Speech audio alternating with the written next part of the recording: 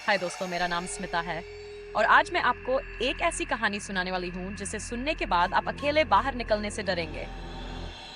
क्या आपने कभी मुंजिया के बारे में सुना है? कहते हैं वो आत्माएं जो शादी से पहले मर जाती हैं। उन्हें सुकून नहीं मिलता। वो भटकती रहती हैं और रात में लोगों को परेशान करती हैं। ये कहानियां खासकर महाराष्ट्र के ग्रामीण इलाकों में बहुत प्रचलित है। लेकिन क्या ये सिर्फ कहानियां हैं या इन कहानियों के पीछे छुपा है कोई खौफनाक सच? चलिए जानते हैं इस कहानी के बारे में। पर याद रखें, अगर आप ये कहानी सुन रहे हैं तो रोशनी जलाकर बैठिए, क्योंकि ये कहानी आपकी सांसें रोक देने वाली है। कहानी शुरू होती है महाराष्ट्र के एक छोटे से गांव में, जहां सूरज जलते ही लोग अपने घरों में दुबक जाते थे। वहां के खेतों और जंगलों में कई डरावनी कहानियां प्रचलित थी, लेकिन इनमें सबसे डरावनी थी मुंजिया की कहानी। लोगों का कहना था कि ये आत्मा उन लोगों की होती है जो शादी से पहले मर गए। उनका दुख और अधूरी ख्वाहिशें उन्हें चैन से मरने नहीं देती। गांव का रमेश, एक साधारण किसान, इन बातों को बस मनगढ़ंत मानता था। वो अक्सर देर रात तक खेत में काम करता और अकेले घर लौटता।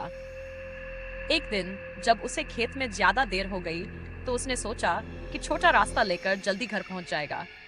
ये रास्ता बरगद के उस पेड़ के पास से होकर जाता था, जिसके बारे में गांव वाले कहते थे कि वो मुंजिया का ठिकाना है।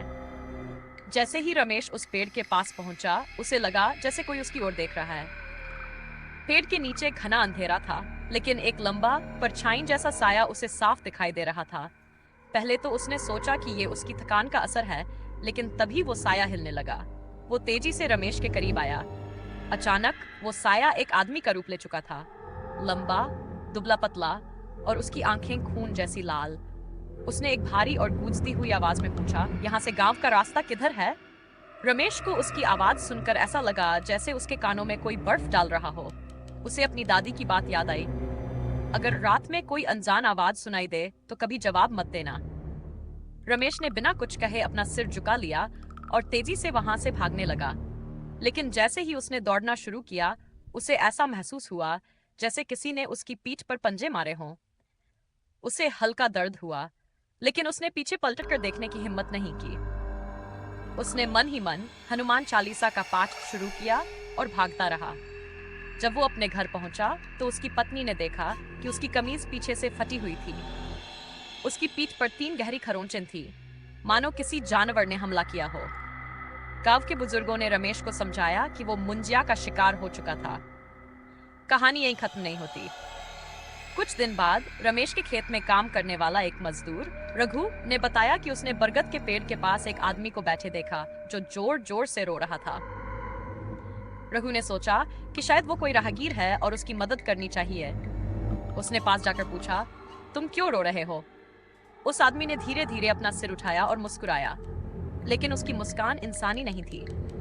उसकी दांत खून से सने हुए थे और उसकी आंखें किसी जानवर जैसी चमक रही थी। रघु के शरीर में डर की लहर दौड़ गई, लेकिन उसने हिम्मत करके वहां से भागने की कोशिश की।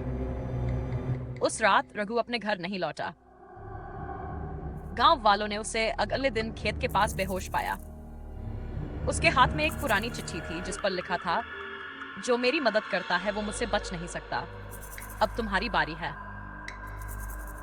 गांव में यह बात फैल गई कि मुंजिया सिर्फ एक आत्मा नहीं, बल्कि किसी खतरनाक और पुरानी बुरी शक्ति का हिस्सा है। रमेश अब रात में अकेले खेत जाने की हिम्मत नहीं करता। लेकिन सबसे डरावनी बात यह थी कि कुछ दिनों बाद रमेश की पत्नी ने भी वही साया अपने घर के आंगन में देखा। तो दोस्तों, क्या आप सोचते हैं कि मुंजिया सिर्फ बरगद के पेड़ तक सीमित है, या वो अब रमेश के घर तक पहुंच चुका है? और अगर वो घर तक आ गया है तो क्या अब रमेश और उसका परिवार बच पाएगा, या वो भी उस आत्मा के शिकार बन जाएंगे? तो दोस्तों, ये थी आज की कहानी। अगर ये कहानी आपको डरावनी लगी हो तो इस वीडियो को लाइक करें, अपने दोस्तों के साथ शेयर करें और कमेंट करके बताएं कि आपको सबसे डरावना हिस्सा कौन सा लगा। और अगर आप कभी किसी अनजान आवाज को सुने तो याद रखें, जवाब मत देना। मिलते हैं अगले वीडियो में, तब तक के लिए सुरक्षित रहें।